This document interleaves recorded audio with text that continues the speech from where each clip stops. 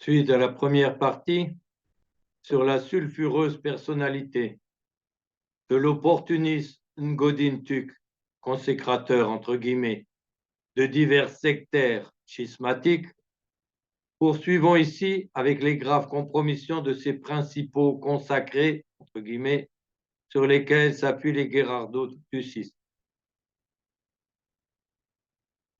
Diverses collusions de Guérard et McKenna avec les sectes. C'est donc de cet évêque indigne, gravement scandaleux et schismatique que le père Guérard a été chercher un entre guillemets sacre le 7 mai 1981. Citation du père Barbara là maintenant. C'est donc un homme se déclarant en union avec Jean-Paul II, suspens et excommunié, qui est l'auteur des sacres et ordinations de ces derniers mois.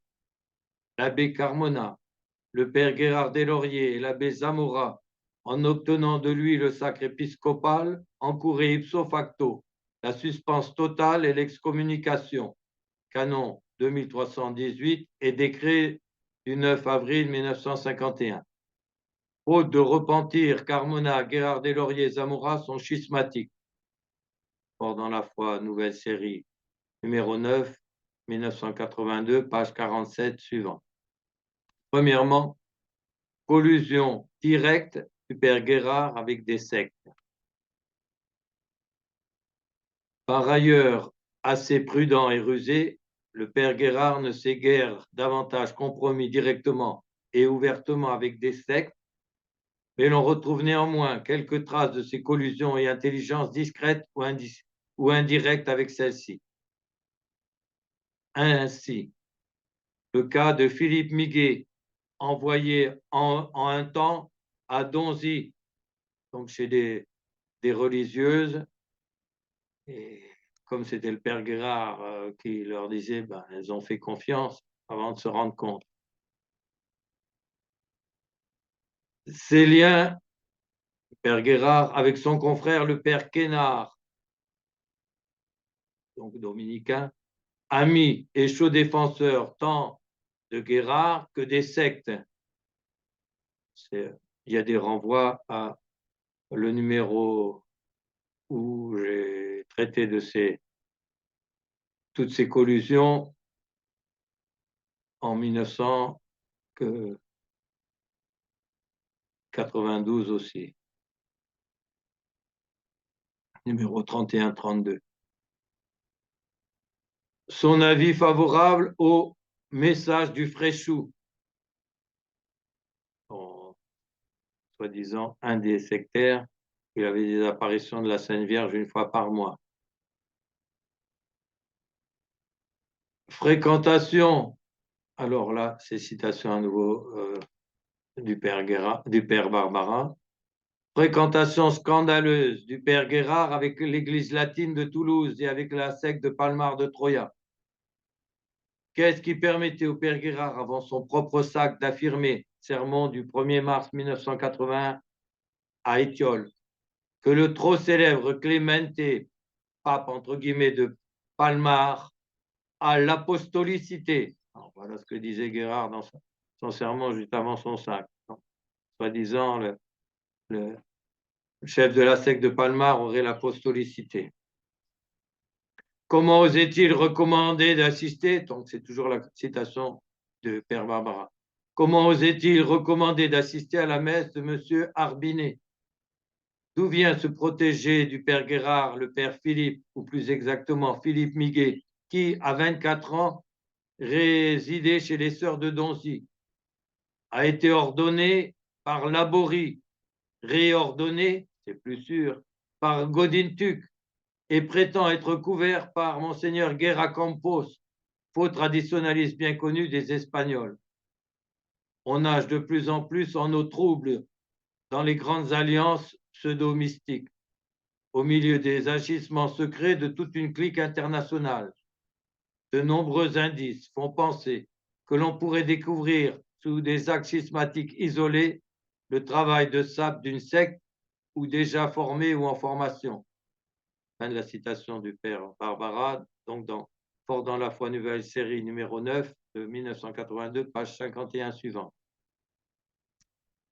Amitié, lien, option et soutien que l'on retrouve plus ouvertement chez le principal des consacrés, entre guillemets, de Guérard, à savoir McKenna, comme nous allons le voir à nouveau, bien que sa seule publication susmentionnée de la Tuckline Bishops soit déjà suffisamment parlante en elle-même.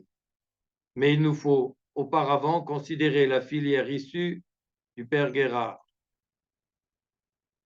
Il sacre, entre guillemets, le 30 avril 1984, Gunther Storck, qui jusqu'ici, c'était en 1992 que cela a été écrit, qui jusqu'ici n'a guère fait parler de lui, sinon par l'ouverture d'un séminaire en Allemagne. Puis Guérard sacre, entre guillemets, le 22 août 1986, McKenna, et 3 mois avant sa mort, Franco Munari, le 25 novembre 1987, de le cas Munari, justement. Dans la Tuckline Bishops d'avril 1992, publiée par McKenna dans sa revue Forever, Christian Forever, on lit aussi Franco Munari retired, c'est-à-dire retraité, ce qui pour un homme de 41 ans est plutôt étonnant. Munari ayant été le cofondateur et le premier supérieur de l'IMBC, donc des Italiens de Verroy-Savoie. Honteux, on le comprend, de reconnaître la réalité, ses disciples ont d'abord fait courir le bruit de son retrait dans sa famille pour graves raisons de santé, car ses jours auraient été comptés en raison d'un enflement de l'artère aorte. Puis, le véritable motif de cette disparition a été connu. Il avait défroqué en 1990 pour aller vivre en concubinage, d'après certains, avec une juive, comme un certain père Bruck. Triste suite, assurément, d'un serment de reconnaissance de Jean-Paul II comme, entre guillemets, pape légitime en vigueur dans la fraternité Saint-Pédis depuis la mi-1980, et donc que tous les plus anciens de l'IMBC ont prêté eux aussi, afin de pouvoir être ordonnés, à Ecône, et pour ce qui est de Munari, c'était le 29 juin 1982. Donc, il a commencé par ce serment de reconnaissance de Jean-Paul II comme pape légitime et aussi de la validité du Novus Ordo Missae. Ça, ils ne le mettent pas en avant non plus. Puis, d'un acquiescement aux hérésies du père Guérard, réfuté dans le numéro de Subtum ancien et surtout maintenant dans le mini-catalogue, qui est appelé comme ça pour le distinguer du petit et du grand.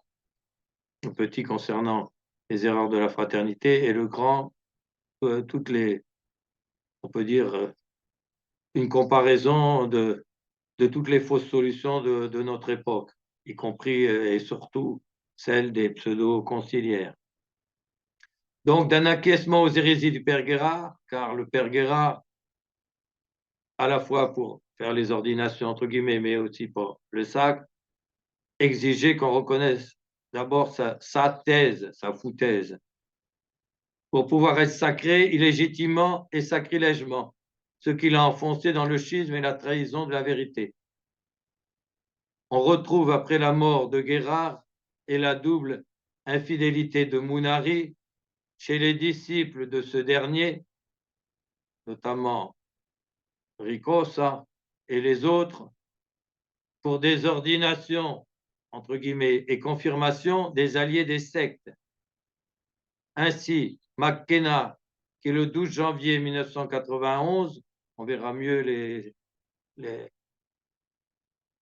comment il est allié des sectes, McKenna par la suite, on va voir juste après, qui, donc, le 12 janvier 1991, 91, ordonne entre guillemets Ugo Giugni, confrère catholique forever, numéro 93 d'avril 1991, et Sodalitium numéro 24 d'avril 1991, page 1. Autre allié des sectes, sacré entre guillemets, le 21 octobre 1988 par McKenna, Olivier Oravec, vient, citation, consacrer les saintes huiles le jeudi saint 28 mars 1991 à Verruia, Savoia, confère Sodalicium numéro 26 de juin 1991, page 48, et revient en 1992 pour confirmer, entre guillemets, en Italie et en France, à Annecy, dans le groupe desservi par les Mounaristes. Donc voilà pour Mounari et l'IMBC, au moins pour le moment. Troisièmement, collusion de McKenna et de ses consacrés, entre guillemets, avec des sectes. Nous avons vu McKenna mentionné comme protecteur de la secte de Spokane, à la suite de Musée, et écrire à un pseudo-évêque vieux catholique allemand de l'Union d'Utrecht pour l'assurer de ses services, y compris pour ordination. Nous retrouvons ces mêmes liens parmi ceux qu'il a consacrés, à savoir le 2 juillet 1987, Vida Elmer, son confrère dominicain et associé. C'est ce qui a fait écrire un article presque de moquerie par Secada, qui condamnait tout ça à l'époque. D'ailleurs, tous les Américains, on le verra après, condamnaient tout ça dans un article qui s'intitulait « Two Bishops in each garage ». Deux évêques dans chaque garage, parce que les deux dominicains avaient fait une chapelle dans un garage et ils n'avaient pas assez besoin d'un évêque, donc il a consacré le confrère. Le 17 décembre 1987, il a sacré, entre guillemets, Benenfield, qui est vieux catholique, et Oravec, le 21 octobre 1988, qui lui-même a sacré, entre guillemets, le 12 juin 1991, John Esson, assisté de McKenna et Vida Elver comme consécrateur, confère Forever 93, page 1. Aussi peut-on voir publié dans Sangre des cristaux du Father John, américain, lié aussi avec les vieux catholiques et la secte de Spokane, diverses lettres très amicales adressées par plusieurs de ses consacrés, entre guillemets, au directeur vieux catholique de cette revue, Father John. Ainsi, R. Benenfield écrit le 21 octobre 1990, Dear Father John, merci 1000 fois pour votre mot du 11 avril, en lequel vous mentionnez que vous m'inscrivez sur votre liste d'adresses d'échange de courtoisie. Vous quittez définitivement la seconde place.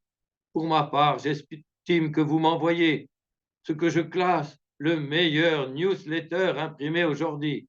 Et comme ils s'envoient des coups d'encensoir et de flatterie entre eux.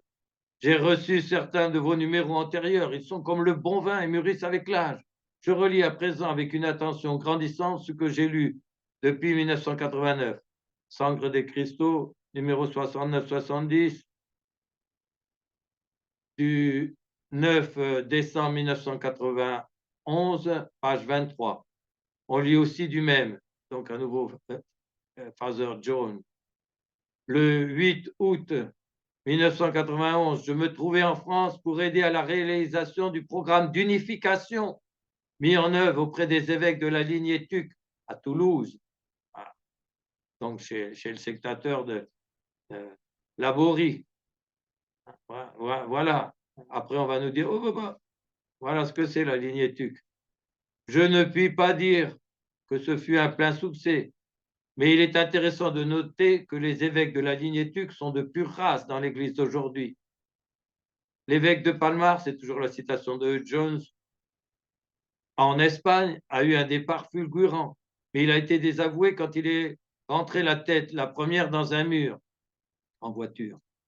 Il manquait de discrétion et s'est établi lui-même pape, et il a suffisamment consacré d'évêques et de cardinaux pour en remplir un carnet de notes de taille moyenne.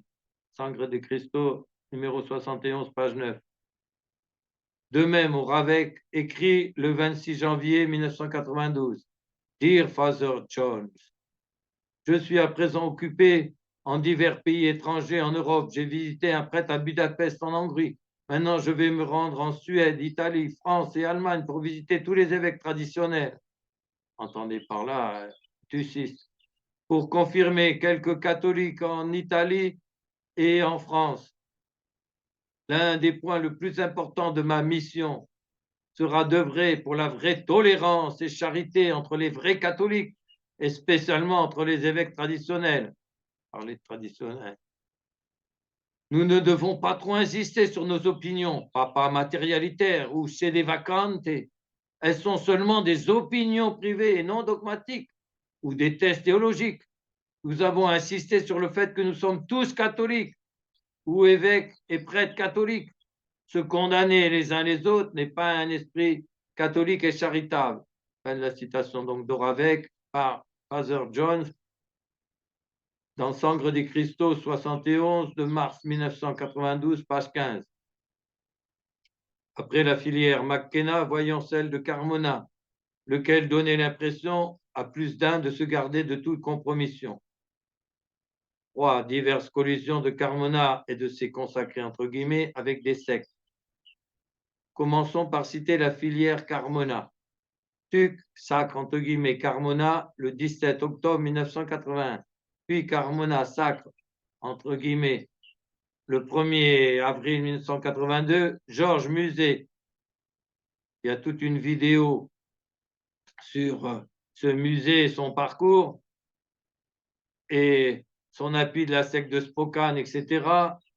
Donc, sur le canal. Donc, vous trouverez des liens qui renvoient sous la vidéo. Le 18 juin 1982, à Mexico, en Carmona, sacre entre guillemets, Benigno Bravo et José de Jesus Martinez. Le 17 juillet 1991, Peter Hillebrand, un autre vieux catholique. Et un mois avant sa mort, Marc Pivarunas, donc le chef de la secte de Spokane, le 24 septembre 1991. Premièrement, collusion de Carmona avec des sectes. Les collusions de Carmona avec les vieux catholiques sont généralement indirectes par le biais de ses consacrés. Néanmoins, il y en a 2 directs qui sont de taille. Il reconsacre, entre guillemets, Pierre Hildebrand, après que celui-ci ait été sacré, entre guillemets, une première fois par le vieux catholique Pierre Salle, comme le montre la première Tuckline Bishop, publiée par McKenna en novembre 1988 dans Catholic Forever, le dernier sacre, entre guillemets, qu'il confère à peine un peu plus d'un mois avant que Dieu ne le rappelle à son jugement, n'est rien moins que celui du supérieur des vieux catholiques de Spokane depuis août 1980, Marc-Anthony Pivarunas. Là aussi, il y a toute une... c'est la même... des vidéos sur la secte de Spokane, assurant ainsi la survie ecclésiastique, entre guillemets, de cette communauté schismatique, dépendant jusque-là pour les ordinations de Georges Musée, puis de McKenna. Alors maintenant qu'ils ont leur propre pseudo-évêque, voilà, ils sont indépendants, entre guillemets. Ce dernier le relate ainsi. La congrégation des pères et sœurs du Mout Saint-Michel à Spokane, parce qu'ils sont d'abord appelés Mout Saint-Michel, après quoi, congrégation du cœur immaculé de Marie Immaculée, après avoir été l'église tridentine, etc. Donc, secte sous le nom d'église tridentine, ils ravalent la façade avec des noms pour attirer les catholiques ou issus de catholiques traditionnels qui sont perdus et qui cherchent partout des sacrements traditionnels. Donc, ils ravalent la façade pour mieux attirer les chalands. Donc, la congrégation des pères et sœurs du Mount Saint-Michel à Spokane, État de Washington, doit avoir son propre évêque. La communauté a annoncé le 8 septembre que le 24, Father Marie Tarcisius, son supérieur général, serait consacré évêque à Mout par Monseigneur Moïse Carmona d'Acapulco, Mexique. Au commencement de février, Monseigneur Carmona a écrit qu'il voulait sacrer évêque celui que la communauté choisirait. Le 3 avril 1991, les 12 prêtres de la congrégation ont élu Father Pivarunas, donc c'est dans Catholic Forever, donc de McKenna, numéro 96 de octobre 1991, page 3. Donc 96, c'est le numéro de Forever et l'année, c'est 1991. Un document circulaire du 8 septembre 1991, diffusé par Madame Heidi Hagen, une grande coordinatrice de toute la lignée Tussis pendant tout un temps, et pont entre les anciens traditionalistes et les vieux catholiques. Madame Heidi Hagen nous apprend que le dit Pivarunas a été ordonné prêtre le 27 juin 1996 par Georges Musée. Encore une fois, il y a une vidéo là-dessus. Madame Hagen est en rapport très étroit avec les vieux catholiques.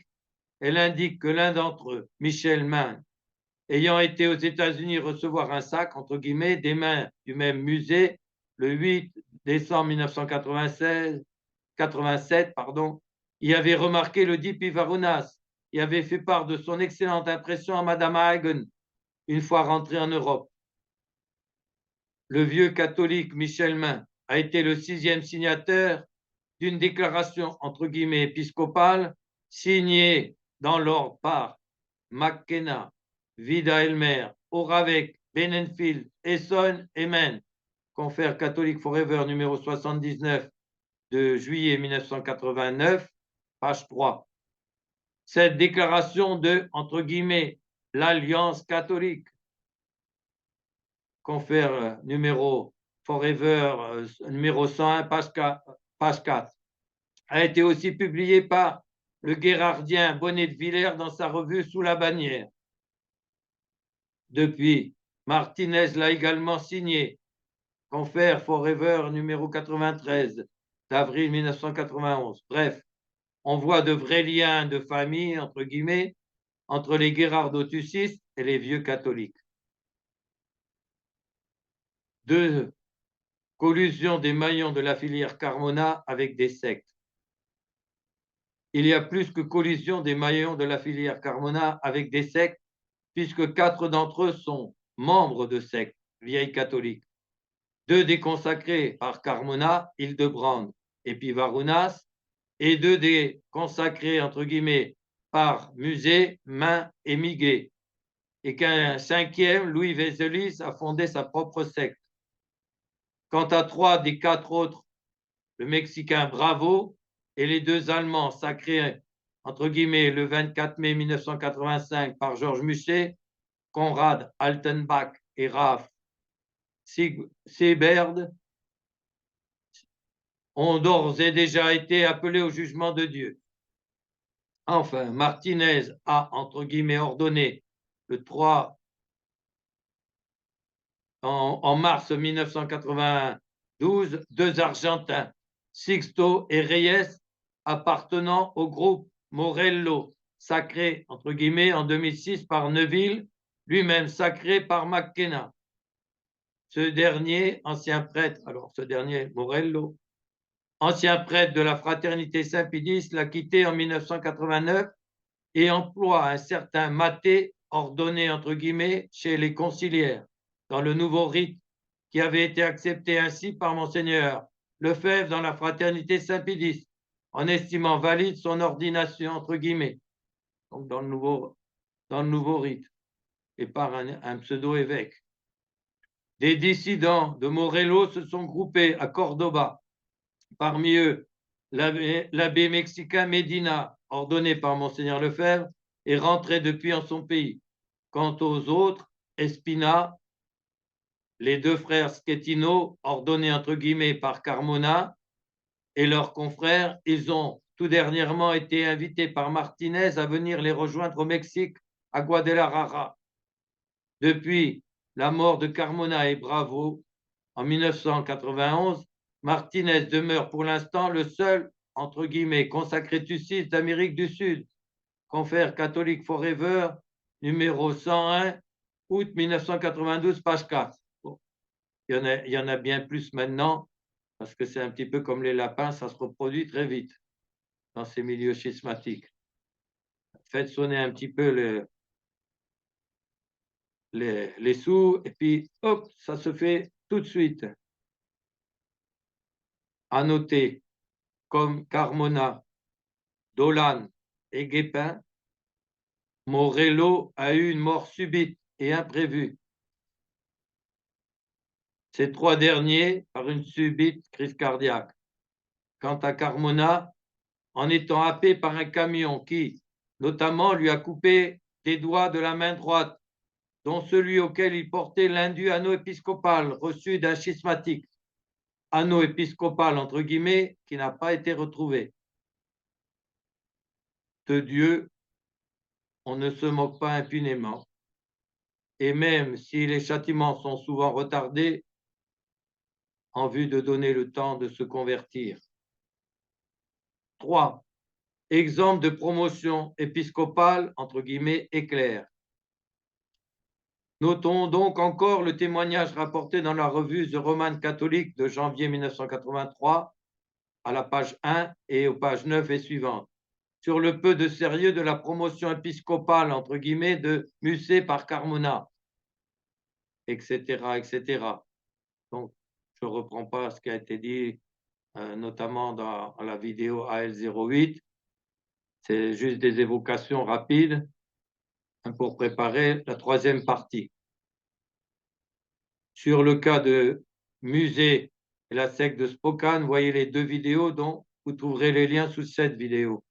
Il ne nous reste plus en résumé qu'à rappeler que c'est McKenna qui est censé avoir sacré, entre guillemets, Daniel Sanborn et Stuyver, dont dépendent aussi les ordinations, entre guillemets, des clercs de l'IMBC, formés à Verroua, tandis que c'est Carmona qui est censé avoir sacré Pivarunas, l'actuel supérieur de la secte de Spokane, ayant ravalé sa façade pour mieux pénétrer en milieu traditionnaliste par l'appellation de Congrégation de Marie-Reine Immaculée, lequel Pivarunas est censé avoir sacré, entre guillemets, feu Daniel Donal, censé avoir ordonné, entre guillemets, l'abbé Roger installé à Rennes. Ainsi d'ailleurs que le père Guillaume, entre guillemets, qui est aussi en Bretagne. Après les rappels des faits patents indiqués plus haut, il reste à faire les simples et clairs constats qui en découlent, ce qui sera fait dans la troisième partie.